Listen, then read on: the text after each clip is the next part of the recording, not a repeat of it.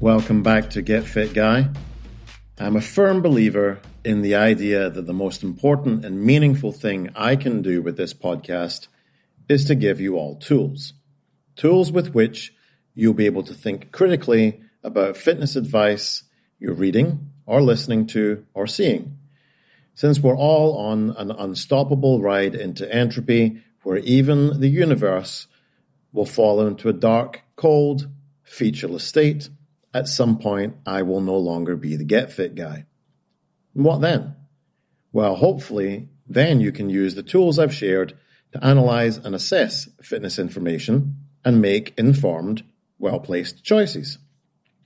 If I just came on here every week and gave definitive answers, of which there are none, by the way, then it wouldn't be of long-term use, only short-term.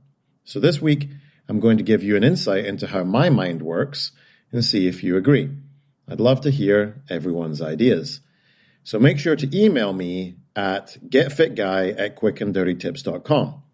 And while I'm on that topic, I'm all for discourse, but sending me a message that just says BS in response to an episode doesn't really bring anything to the conversation. But thanks, Mark, for the message. So a few days ago, as I was doom scrolling the Instagrams, I came across a video from a fitness influencer which said, "You're only ever a few months away from being a completely different person." Now, of course, I know what he's trying to say here. Come to my gym or buy my program and a whole new aesthetic awaits you. But that's not what's being said. A few months from being a completely different person. Sounds like something fun to dig into. So what makes a person? Well, according to various sources, a person is any entity with the moral right of self-determination and a personal identity. Now, this idea of a personal identity is an old one and the subject of many a thought experiment. And here's an idea for you. You're on trial for murder. And your defense? You are not the murderer because the murderer was a different person. Yes, the murderer is right-handed, just like you, and even has the same fingerprints as you. They look like you. You don't have any identical twin out there. But the murderer is not the same person as you because you've changed.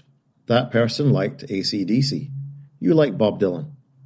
That person has tonsils and an appendix, and you've had yours removed.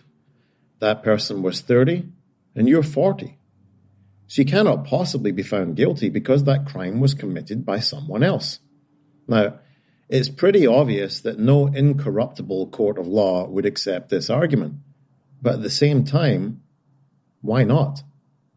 Well, to find out and analyze if we're really able to become a completely different person in a few months, let's look at some ways we can establish personal identity or identity in general. Now, the first is what we call qualitative identity. So, in the case of a murder by stabbing, we could take a drawer full of knives. They're qualitatively the same in that they are all knives. But if I took one of those knives and bent it, it would become qualitatively different to the others, but still a knife. The actual murder weapon would be numerically the same. It's only that singular knife that had the experience of stabbing someone. So it's numerically identical to the murder weapon in the same way that 2 + 2 is numerically identical to 4. It's one and the same thing.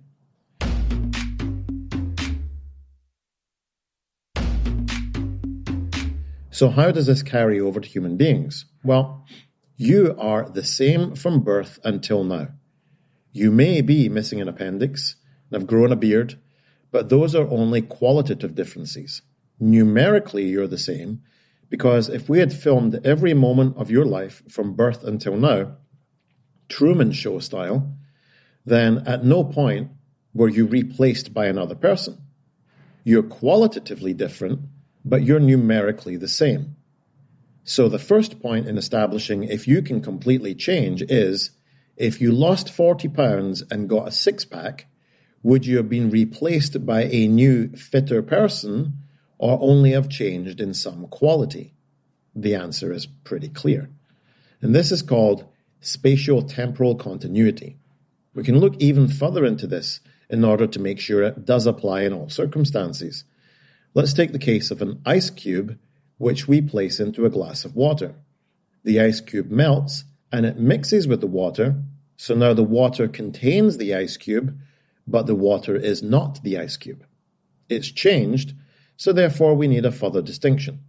The ice cube is only numerically identical if there's a spatiotemporal continuity which maintains form. Later ice cubes in a series of snapshots in time are water, not ice cubes. And this leads us to a thought experiment by a 17th century British philosopher called John Locke, and it's known as the Prince and the Cobbler. A certain prince wonders what it would be like to live as a lowly cobbler, and reciprocally, a cobbler is daydreaming of life as a prince. One day, the psychologies of both are swapped. The body of the prince comes to have all the memories, knowledge, and idiosyncrasies of the cobbler, whose psychology has in turn departed for the body of the cobbler. Now, after the swap, the person in the cobbler's body remembers being a prince and regards himself as the prince in every way except in body. And the cobbler regards himself as the cobbler in every way but in body. Are they right? Spatiotemporal continuity says they're wrong because we can trace their bodies back in an unbroken line to their birth with no changes. So Locke's view is that memory makes personal identity. The theory is called psychological continuity. And this view was challenged by 20th century philosopher Bernard Williams, who proposed the argument that lets us suppose that now, in the year 2023, a man suffers a psychological condition that leads him to believe he is Guy Fawkes, who was hanged in 1606 for the gunpowder plot to blow up the British Parliament. He seems to have all of the knowledge and psychology that we know of Guy Fawkes, so according to Locke's theory, this man is Guy Fawkes. But the curveball is that the same psychological condition occurs to another man. So if personal identity is psychological continuity, we have a problem.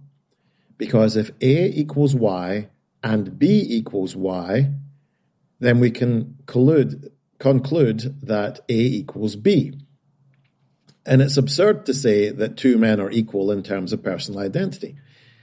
So Williams chose spatiotemporal continuity over psychological continuity because it avoids a problem known as duplication.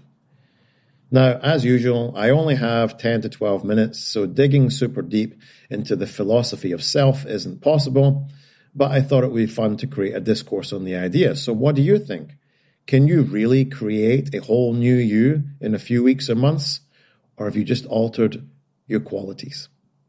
And after that light piece of thinking, it's over to the emails, where Heather from Baltimore writes, I have been listening to the Get Fit Guy podcast since the beginning, and you are my favorite host. Why, thank you, Heather. Your mission of helping people work out effectively and safely is evident, and your sincerity shines through. Thank you. A few months ago, I started strength training. I do 3 sets of 10 to 15 reps. Once I feel this is not challenging anymore, I add a little more weight. That's very smart, adaptation. The last time I added 3 pounds to my arm weights, I'm not very strong, there was a noticeable difference in how my arms responded. My left side really struggled with the new weight much more than my right side. There was no pain or discomfort. I believe it's ability-based. I'm right-handed. My question is, how do I work with this? I've heard that symmetry is important. Well, maybe. What should my workouts look like? Should I keep the same weight for both sides but do more reps on my left to build strength? Do I add a bit less weight on the right side until the left side catches up? Well, hi, Heather. Thank you for the kind words and for being a long-time listener. That's pretty cool. So it's pretty common, if not actually the case in everyone, that we have what's called a bilateral deficit. So we have a difference between left and right, the front and the rear, and so on. And this is why I'm a big fan of using dumbbells and kettlebells for accessory work, because this helps you to close the deficit. The barbells are king for static strength development, but they won't do a terribly good job of evening you out. So I'd recommend using dumbbells or kettlebells. Choose a weight you can do for 8 to 10 reps on your weaker arm, and then do that arm first. Then perform the same number of reps on your stronger arm at the same load. This will trigger a training phenomenon called contralateral strength training that will help your weaker side get stronger because your body wants to balance things out and reapportion nerve stimulation. Do this for a few weeks and you might even have a brand new you.